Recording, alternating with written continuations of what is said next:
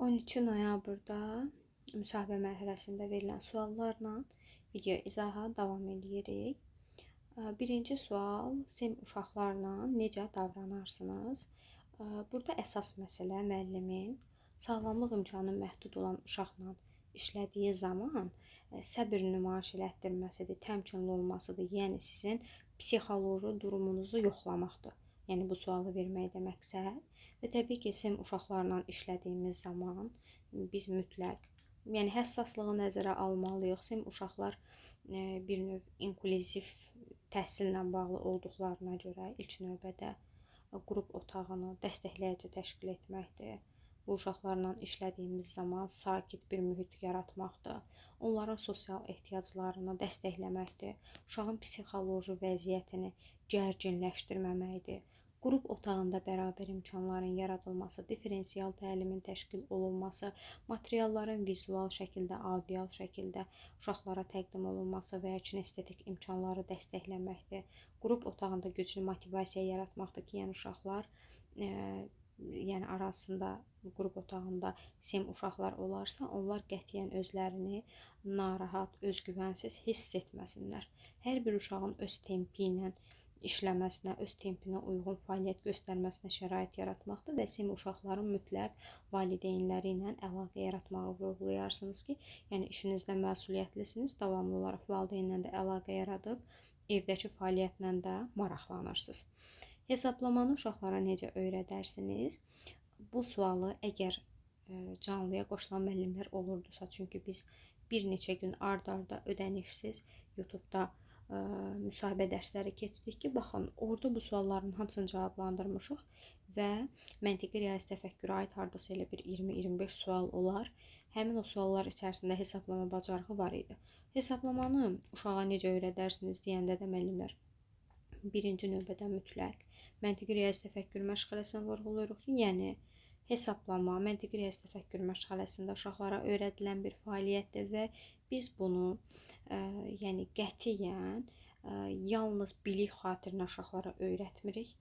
Bu zaman gündəlik fəaliyyətdən, qrup otağında olan materiallardan, əyani vəsaitlərdən istifadə edərək uşağın oyun və əyləncə şəklində öyrənməsinə şərait yaradarıq. Yəni məqsəd yalnız akademik bilik vermək yox, həm də uşaqların bunu biliyi bacarığa çevirməsi və əylənərək öyrənməsidir ki, qrup otağında olan əşyalar dedik, sonra məsələn tutaq ki, var uşaqların qarşısında meyvələr, meyvələri saymaqla deyə bilərik, uşaqlarda bu say bacarığını inkişaf elətdirək, yəni hesablamanı inkişaf elətdirək. Əsasən artma, azalma ilə bunu uşaqlara izah eləyərik, yəni konkret nəticəyə gəlməsək də, amma artma və azalma məsələsi ilə hesablama fəaliyyətini uşaqlara öyrətmək olar. Bugün məsələn uşaqlar 3 nəfər gəlməyib və ya Lalə, Elgün gəlməyibdir bağçaya. Sizcə bizim sayımız artıb yoxsa azalıbdır? Yəni bu kimi fəaliyyətlərə uşaqları cəlb eləməklə hesablama fəaliyyətini uşaqlara çatdırmaq olar.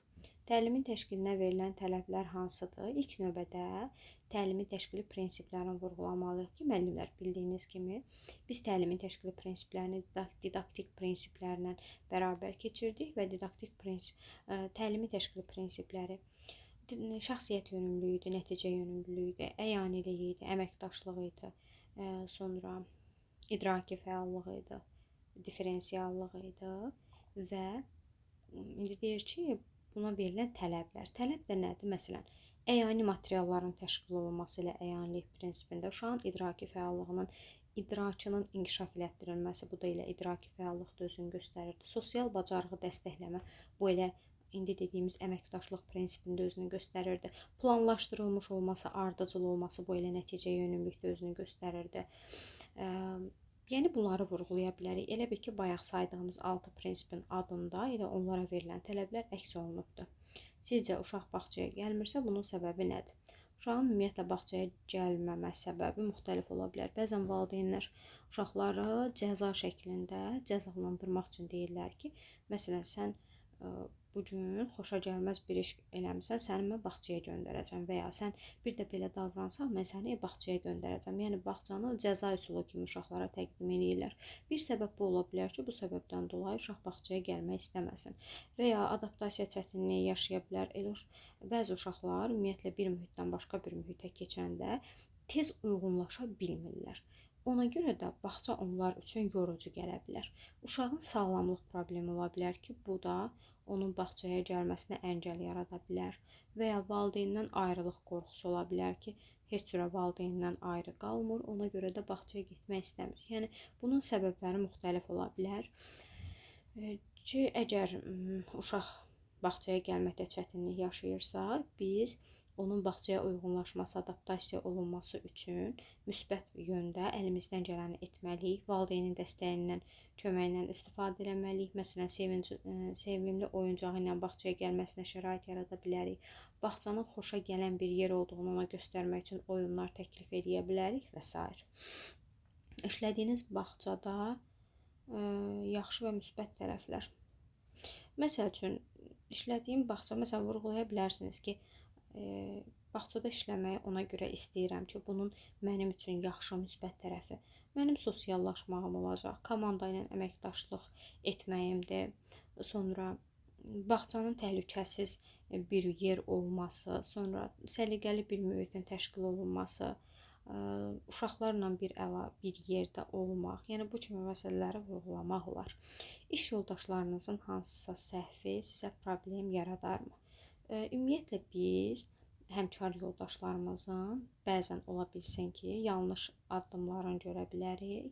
Bu zaman konfidensiallığı qoruyaraq onların etdikləri səhvi onlarla müzakirə etmək olar. Çünki əgər biz komanda şəklində işləyiriksə, bir nəfərin səhvi digərlərinə də təsir göstərə bilər, mənim də işimə təsir göstərə bilər. Ona görə çalışaram ki, hər hansısa bir səhv olarsa, bu səhvi onunla birlikdə müzakirə eləyək və həmin o problemi aradan qaldıraq. Amma bunu səbrlə, təmkinlə, yəni dava şəklində konflikti böyütmədən etmək lazımdır. Rasional qidalanma. Ümumiyyətlə müəllimlər, balanslı qidalanmadan söhbət gedir ki, sual yenə gün rejimi ilə bağlı bizə verilən sualdır və bu zaman yəni ki, uşaqların rejimlə qidalanmasına şərait yaratmaqda bunu vurğulaya bilərik. Sonra həmin ümumiyyətlə rasional qidalanmada zülaldır, yağdır, karbohidratdır, yəni bunların balansını qorumaqdır. Təhlükəsiz qidalardan istifadə etməkdir, təmiz qidalanmanın olmasıdır. Rasional qidalanma sanki gün rejimində keçdiyimiz qidalanmanın 6 prinsipini nəzərdə tutur. Yəni o yeri yenidən bir daha təkrarlaya bilərsiniz. İnteqrasiya, yəqin ki, burada sualı inteqrasiya nədir deyə soruşublar və ya bağçada hansı inteqrasiya növlərindən istifadə olunur. Ümumiyyətlə, inteqrasiya əlaqələndirmə mənasını verir ki, yəni biz inkişaf sahələrini biri-biri ilə daha doğrusu əlaqələndirdiyimiz zaman ortaya inteqrasiya anlayışı çıxır. Burada şaquli və füq inteqrasiya adına çəkə bilərsiniz. Şaquli inteqrasiya vurğuluyursunuz ki, iki eyni inkişaf sahəsinə aid olan məşğələlərin əlaqələndirilməsidir ki, məsələn, biz bugün uşaqlara keçirik, tutaq ki, ətraf ailəmlə tanışlıqda ailəmizi keçirik, bədii təfəkkür məşğələsində ailəmiz hekayəsini danışırıq və ya savad təlimində ailəmiz sözünü hecalara bölürük və s. Bu şaquli inteqrasiyadır. Füq inteqrasiya isə ailəmiz mövzusunu ətraf aləmlə tanışlıqda keçəndə, həmçinin təsviri fəaliyyətdə də ailə rəsmi çəkmək və ya plastilindən ailə düzəltmək və s. Bu da füq inteqrasiyanın göstəricisidir. Sonra nə deyir burada? Dərs keçirsiniz, amma uşaq dinləmək istəmir. Bu sual da yenə müsahibə kitabımızda yer alıbdır. Bu müəllimlər bilirsiniz ki, VAKO-da vizual öyrənmə, yəni bir növ uşağın diqqətini, yəni psixi proseslərdən diqqətlə bağlıdır ki, deməli müəllim düzgün məşğələ keçmədiyi halda və ya uşağın diqqətini özünə cəlb eləmədiyi halda uşaq müəllimi dinləmək istəməyəcək. Bu zaman çalışmalıyıq ki, uşağın maraq dairəsinə uyğun olaraq məşğələni təqdim eləyək. Yəni yalnız bir istiqamətdə yox, məşğələni bir neçə istiqamətdə təqdim eləmək lazımdır ki, o uşağın da maraq dairəsinə uyğun olsun. Məsələn, tutaq ki, hiperaktiv uşaqdırsa, mən yalnız danışmaqla məşğələni izah eləsəm, bu ona maraqlı gəlməyəcək. Ona görə maraq dairəsini tapıb ona uyğun vəziyyəti idarə etmək lazımdır. O uşağın da diqqətini özümüzə cəlb etmək lazımdır. Əyani vəsaitlərdən istifadə etməliyik. Ola bilsin ki, uşaq vizual öyrənən uşaqdır və mən yalnız danışdığım üçün ona maraqlı gəlmir, amma danışaraq elektron lövhə üzərində və ya şəkillər üzərində bunu göstərsəm, uşağın diqqətini özümə cəlb edə bilərəm. Yenə də qiymətləndirmədən söhbət gedir. Həmişə qiymətləndirmə deyiləndə ilk növbədə müşahidəni vurğuluyursunuz və qiymətləndirilmənin də aparılma məqsədi yalnız uşağın idraki bacarıqları yox, həm də sosial-emosional bacarıqlarını qiymətləndirməkdir, dəyərləndirməkdir. Bunları da vurğuluyursunuz və qiymətləndirmənin də nəticələrinin portfolioda saxlanıldığını, sonra diaqnostik şəxs inkişafı izləmə yekun hesabat üzrə qiymətləndirmənin adını çəkirsiniz, sonra hansı haqqında desə daha geniş məlumat verin, onda məlumat verə bilərsiniz. Necə rəğbətləndirərsiniz? Ümumiyyətlə cəzalandırmalar və rəğbətləndirmələr var. Cəzalandırma deyəndə burada fiziki cəzalandırmadan söhbət getmir, bilirik ki. Və rəğbətləndirməni də ona görə etmək lazımdır ki, uşaq hər zaman yaxşı davranışın müsbət bir şeylə nəticələnəcəyini başa düşsün. Məsələn, əlinin üzərinə bir ulduz çəkirik. Bu hal-hazırda məktəblərdə, bağçalarda müəllimlər bunu edirlər, ulduz yapışdırmaq. Bax, bu onu rəğbətləndirdiyiniz anlamına gəlir. Və ya motivasiya əsaslı da, yəni uşaqlara şifahi təriflər verə bilərsiniz. Məsələn, bunu əla etdin, rəsmi gözəl çəkdin, qətiyyən şişirdilmiş şəkildə danışıqdan söhbət getmir. Yəni bir xoş söz söyləməklə də uşaqları rəğbətləndirə bilərsiniz. Sonra qidalanmaya verilən tələblər hansıdır? Müəllimlər bayaqları əslində bunu dedim. Qidalanmaya verilən tələblər 6 dənə prinsip var idi, onları nəzərdə tutur. Məsələn, vaxtı keçmiş qidalardan istifadə olunmaması, qidanın dəyişkən olması, yəni hər gün uşaqlara eyni cür qidalar verilə bilməz. Qidalanma arasında vaxtın müəyyən olunması, qidanın, yəni uşağın yaşına uyğun təqdim olunması, sonra var idi qidalanmada qızardılmış, yəni qidalardan uşağın uzaq qalması, bunları vurğulaya bilərsiniz. Uşaqda hafizəni necə inkişaf elətdirərsiniz? Bilirsiniz ki, psixoproseslərlə bağlı verilən suallardan biridir və hafizə özünü yaddaşda göstərir. Hafizəni inkişaf elətdirmək üçün nələr eləmək olar? Məsələn, ən birinci uşaqlara şəkillər göstərə bilərsiniz. Çünki şəkil göstərəndə biri var ki, yalnız danışım, yadımdan çıxsın. Bir də var ki, şəkil göstərirəm. Şəkil vasitəsilə artıq həmin proses uşağın daha uzun müddət yadında qalır.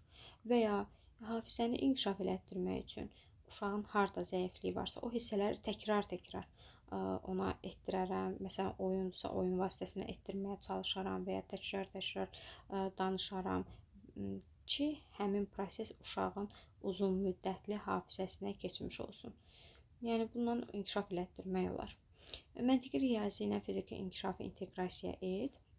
Çox gözəl inteqrasiya eləyə bilərik. Sağ və sol anlayışı, sağa sola məqsədsiz şəkildə tullanma fiziki inkişafdır.